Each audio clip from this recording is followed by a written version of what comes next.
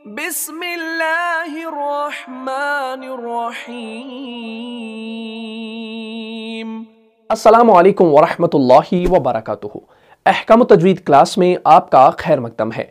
जैसा कि आप लोग जानते हैं कि साबिका क्लास में हमने कैफियत के एतबार से वक्फ की किस्मों को पढ़ा था। मुझे उम्मीद है आपने उस क्लास को पूरा देखा होगा और समझा भी होगा। अगर अभी तक आप में से किसी ने उस क्लास को नहीं देखा है तो यहाँ पर जो आई का बटन शो हो रहा है इस पर आप क्लिक कीजिए और उस वीडियो को शुरू से लेकर आखिर तक ज़रूर देखिए। उस क्लास में हमने जो है कैफियत के एतबार से 5 किस्में बताई थी वक्फ की, जिसमें हमने आपको बताया था वक्फ बिल सुकून, वक्फ बिल इस्कान, वक्फ बिल इब्दाल, वक्फ बिल इशमाम और वक्फ बिल रौम। लेकिन उस क्लास में हमने जो है पहली 3 किस्मों को पढ़ा था। अब रही बात वक्फ बिल इशमाम और रौम की, उसको हम इंशाल्लाह आज की क्लास में जो है डिस्कस करने वाले हैं। बहुत ही आसान सी क्लास है, बहुत ही मुख्तसर सी क्लास है। वीडियो को शुरू से लेकर आखिर तक देख लीजिएगा और सवाब की नीयत से इस वीडियो को ज़्यादा से ज़्यादा शेयर कीजिएगा। तो आज का जो हमारा टॉपिक है वो है वक्फ बिल इशमाम और वक्फ बिल रौम के बारे में। आज की क्लास में हम जानेंगे कि वक्फ बिल इशमाम और वक्फ बिल रौम क्या होता है। सबसे पहले आप ये ध्यान में रखिए कि वक्फ बिल इशमाम और रौम का जो ताल्लुक है वो वक्फ के साथ है, क्योंकि इससे पहले जो हमने क्लास आपको पढ़ाई थी बहुत पहले, उसमें हमने आपको इदगाम माअल इशमाम और इदगाम माअल रौम के बारे में बताया था। यानी वहां पर इशमाम और रौम का जो ताल्लुक था वो इदगाम के साथ था। लेकिन आज की क्लास में इसका ताल्लुक वक्फ के साथ है, यानी जहां कहीं आप वक्फ करेंगे। ठीक है जी, चलिए सबसे पहले हम जो है वक्फ बिल इशमाम को बिल्कुल आसान तरीके से समझने की कोशिश करेंगे। देखिए, वक्फ बिल इशमाम समझने से पहले आपको यहां पर कुछ जरूरी पॉइंट्स का ख्याल रखना है, तब जाके आपको यह आसानी के साथ समझ में आ जाएगा। देखिए, वक्फ बिल इशमाम के अंदर सबसे पहला पॉइंट आप याद रखो, वक्फ बिल इशमाम सिर्फ होता है पेश और दो पेश के अंदर। किसके अंदर? पेश और दो पेश के अंदर। पहला पॉइंट याद रखा, जबर और दो जबर के अंदर नहीं होता, जेर और दो जेर के अंदर इशमाम नहीं होता, खाली पेश और दो पेश के अंदर इशमाम होता है। पहला पॉइंट क्लियर हो गया, इसको नोट करें। दूसरा जो पॉइंट है वो इंपॉर्टेंट है। दूसरा पॉइंट है, अगर आप कहीं पर स्टॉप करेंगे, कहीं पर वक्फ करेंगे, तो जाहिर सी बात है आप आखिर पर क्या करते हैं? मद्दे आरिद करते हैं, मद्दे आरिद सुकून करते हैं।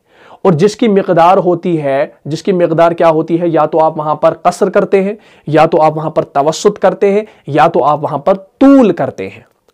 कसर, तवस्सुत और तूल का मतलब क्या है ये मैं पहले समझा देना चाहता हूं। कसर का मतलब हो गया 1 अलिफ के बराबर खींचना, तवस्सुत का माना हो गया 2 से 3 अलिफ के बराबर खींचना, और तूल का मतलब हो गया 3 से 5 अलिफ के बराबर खींचना।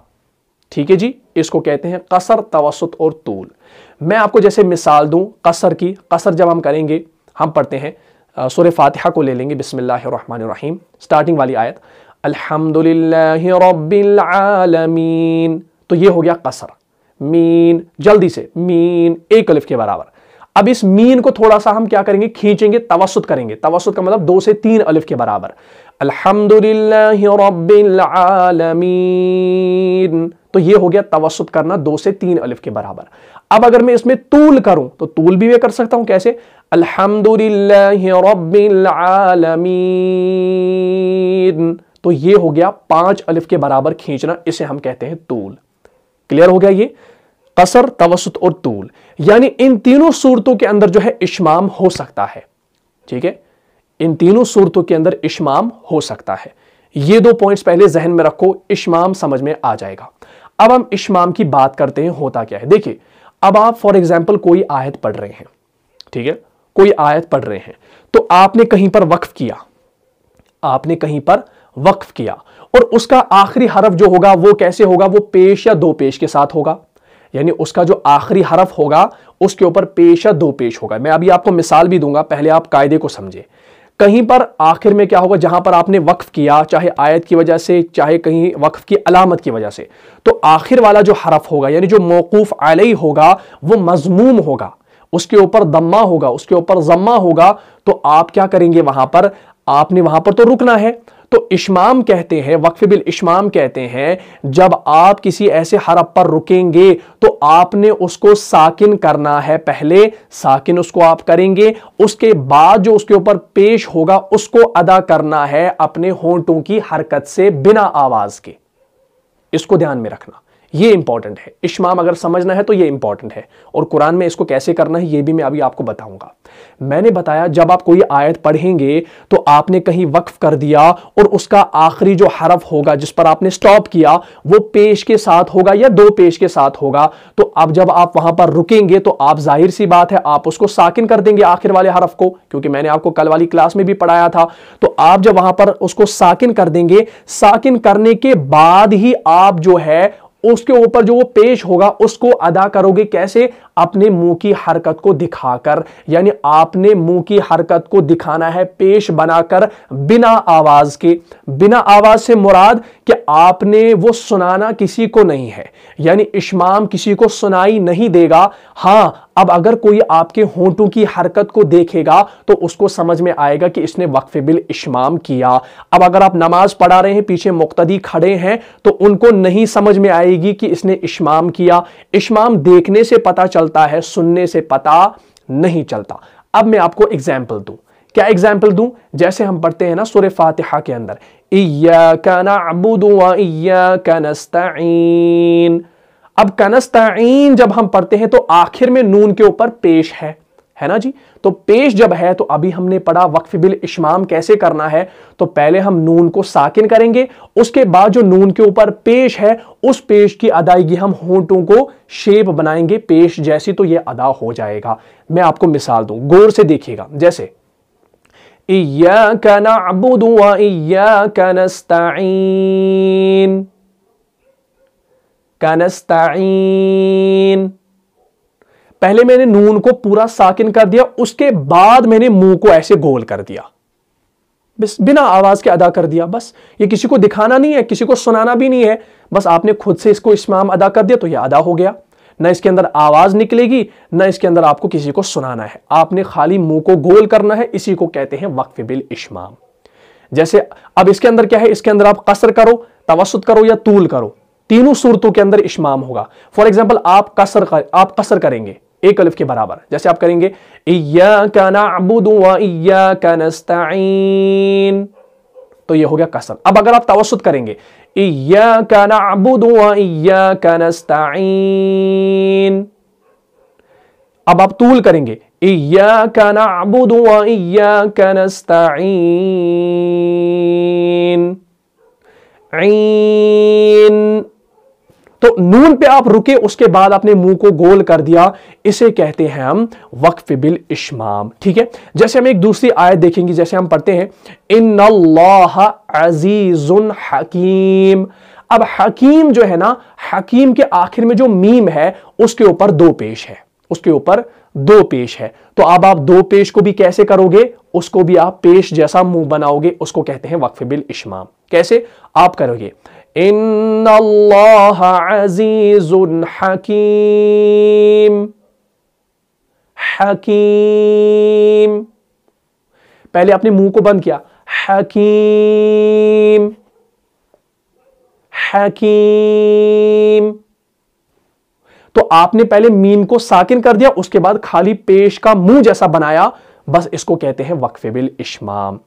मुझे उम्मीद है वक्फ बिल इश्माम आपको समझ में आया होगा, लेकिन पॉइंट्स को याद रखना, वक्फ बिल इश्माम खाली पेश और दो पेश के अंदर होता है, और तीनों सूरतों के अंदर, चाहे आप मध्य आरिद के अंदर क्या कर रहे हो, चाहे आप कसर कर रहे हो, चाहे आप तवस्सुत कर रहे हो, चाहे आप तूल कर रहे हो, तो इसके अंदर वक्फ बिल इश्माम होगा। तो उम्मीद करता हूं यह आपको समझ में आया होगा। अब हम चलते हैं वक्फ बिल रौम की तरफ।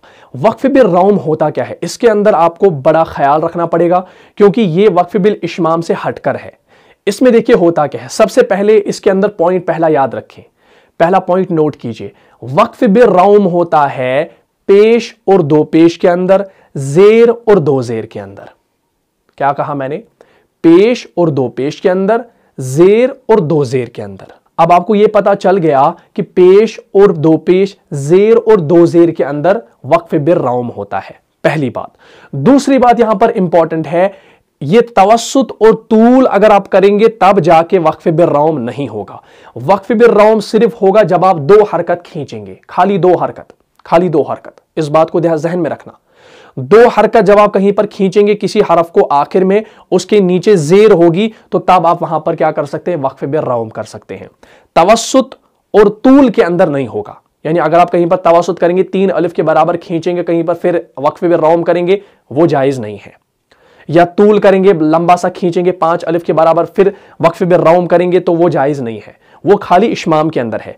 लेकिन इसीलिए मैंने कहा कि ये इश्माम से हटकर है। सबसे पहला याद रखना है कि पेश और दो पेश, जेर और दो जेर के अंदर वक्फे बिल रौम होता है।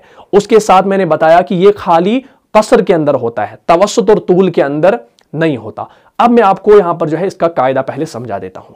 देखो इसका कायदा क्या है, इसका कायदा जो है वो बिल्कुल इश्माम के खिलाफ है। देखिए कैसे, इसमें है कि कोई आयत आप पढ़ रहे हैं, कोई आयत आपने पढ़ ली, तो आखिर में जो है जिस आयत पे जिस हरफ पर आपने स्टॉप किया, उसकी आखिरी जो हरकत होगी वो जेर या दो जेर होगी, वो जेर या दो जेर होगी, या पेश या दो पेश होगी। दोनों चीजें सेम है। पेश भी आता है वक्फ बिल रौम के अंदर, पेश और दो पेश भी आता है। अब ऐसा नहीं समझना कि वक्फ बिल इश्माम के अंदर भी पेश और वो हुआ तो वहां पर हमने क्यों नहीं वक्फ बिल रौम किया, क्योंकि मैंने आपको बताया वहां पर तवस्सुत और तूल के साथ भी होता है। ठीक है, इस बात को याद रखना। यहां पर मैंने बताया खाली कसर के साथ होता है, इसको समझना। कोई फिर सवाल ना कर दे कि आपने वहां पर ये बताया, यहां पर ये बताया। ये बिल्कुल बेसिक सी नॉलेज अभी मैं दे रहा हूं। इंशाल्लाह इस पर हमने और डिटेल से जो है इंशाल्लाह टॉपिक्स इसके ऊपर आ जाएंगे बहुत सारे। तो फिलहाल अभी मैं आपको ये जहन में ला रहा हूं कि ये होता क्या है, ये कैफियत के एतबार से वक्फ की किस्में हैं, इसको अप्लाई कैसे करना है ये मैं सिखा रहा हूं।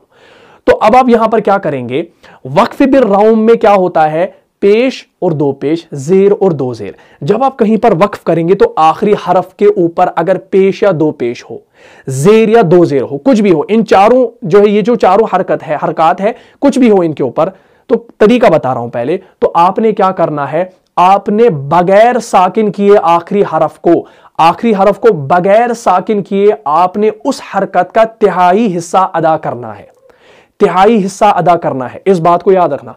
इश्माम के अंदर कोई हिस्सा अदा नहीं करना था, वो किसी को सुनाई भी नहीं देता, लेकिन रौम के अंदर तिहाई हिस्सा अदा करना है। तिहाई हिस्सा मतलब वन थर्ड हिस्सा, हरकत का 1/3 हिस्सा अदा करना है।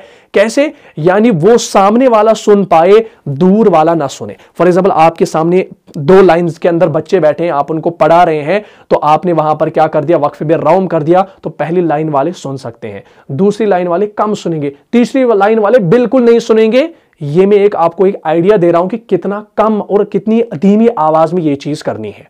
ठीक है, तीसरी लाइन वाले बिल्कुल नहीं सुनेंगे, दूसरी लाइन वाले मुश्किल से सुनेंगे, तीसरी लाइन वाले तो बिल्कुल नहीं सुनेंगे, पहली लाइन वाले तो चलो सुन सकते हैं। उसी को कहते हैं वक्फ बिल रौम। बिल्कुल आसान तरीके से समझा रहा हूं। अब यहां पर देखिए होता क्या है। फॉर एग्जाम्पल जैसे हम कहीं पर आ गया, कहीं पर मतलब जेर आ गई, जैसे हम पढ़ते हैं वमिनन नासि मन यक़ूलु आमन्ना बिल्लाहि बिल्लाहि बिल्लाहि बिल्लाहि बिल्लाहि। अब मैं आपको स्लो मोशन में बता दूं, एक होता है बिल्लाहि, बिल्लाहि नहीं करना है, इस ही का तीसरा हिस्सा अदा करना है, इस जेर का, बिल्लाहि बिल्लाहि हे बिल्लाहि बिल्लाहि ही करना है, हल्का सा ही करना है। ऐसा नहीं कि आप, मैंने अभी स्टार्टिंग में ही बताया कि ये सामने वाले सुन सकते हैं, दूसरी तीसरी लाइन वाले तो बिल्कुल नहीं सुनेंगे, इसको ख्याल में रखना। तो अब आपको अंदाजा हो गया होगा कितना धीमी आवाज में ये करना है। ठीक है, हाँ, कि कहीं आप बिल्लाहि पढ़ो तो पूरी हरकत को अदा कर दोगे, ऐसा नहीं करना है। और दूसरी बात इसके अंदर मेन है कि वक्फ बिल रौम के अंदर आपको साकिन नहीं करना है आखिरी हरफ को। अगर आप वक्फ बिल रौम करेंगे कहीं पर, तो आपने क्या करना है, वमिनन नासि मन यक़ूलु आमन्ना बिल्लाहि बिल्लाहि बिल्लाहि बिल्लाहि। अगर आप करेंगे, फॉर एग्जाम्पल अगर आप सूरह फातिहा पढ़ेंगे, अर्रहमानिर रहीम अर्रहमानिर रहीम, तो मैंने यहां पर अर्रहमानिर रहीम में कसर की, यानी इसको मैंने एक अलिफ के बराबर खींचा, तो तभी मैंने यहां पर रौम किया। लेकिन अगर मैं करूंगा अर्रहमानिर रहीम, तो मैं यहां पर जेर को जो है यहां पर वक्फ बिल रौम नहीं करूंगा, क्योंकि तवस्सुत और तूल के अंदर वक्फ बिल रौम नहीं किया जाता, बल्कि कसर जब आप 2 हरकत खींचते हैं किसी को तभी जाके किया जाता है, यानी एक अलिफ के बराबर जब आप खींचेंगे तभी जाके होता है।